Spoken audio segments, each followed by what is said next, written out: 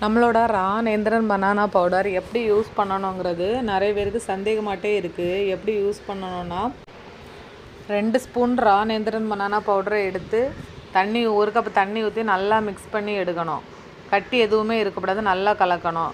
நான் 6 மாதத்துலேருந்தே என் பையனுக்கு இது தான் கொடுத்துட்ருக்கேன். என் பையனுக்கு இப்போது 11 மாதம் ஆகுது. அவனுக்கே நான் 2 ஸ்பூன் தான் யூஸ் பண்ணுறேன்.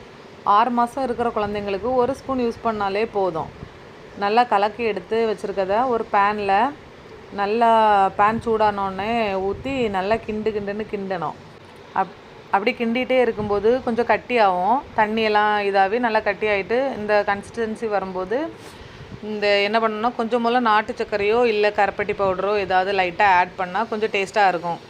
அதுக்காக கொஞ்சம் போல் நான் கருப்பட்டி பவுடர் சேர்த்து நல்லா கிண்டி கொஞ்சம் கட்டி ஆனதோடனே ஒரு பாத்திரத்தில் மாற்றி கொஞ்சம் சூடார வச்சு குழந்தைக்கு கொடுத்தா போதும். இன்னும் என் பையனுக்கு இது நல்லா பிடிக்கும் பார்த்துக்கிடுங்க. நம்ம குழந்தைக்கு கொடுக்குற ஒவ்வொரு ஃபுட்டும் பார்த்து நம்ம பண்ணி கொடுப்போம். அது அவங்களுக்கு பிடிச்சிருக்கணும். அப்போ தான் நல்லா சாப்பிடுவாங்க. சில குழந்தைங்க வெயிட்டு நல்லா கம்மியாக இருப்பாங்க. ஹாஸ்பிட்டல் கூட்டிகிட்டு போனால் டாக்டர்ஸ் நல்லா திட்டுவாங்க. இது கொடுக்கும்போது குழந்தைங்களுக்கு வெயிட் கெயின் ஆகுறத நம்மளே பார்க்கலாம். வயிறு நிறைஞ்சுன்னா பிள்ளைங்க தன்னாலே தூங்கிடுவாங்க. இவன் தூங்கினா தான் இவனுக்கு இந்த ஷூ போட முடியும்.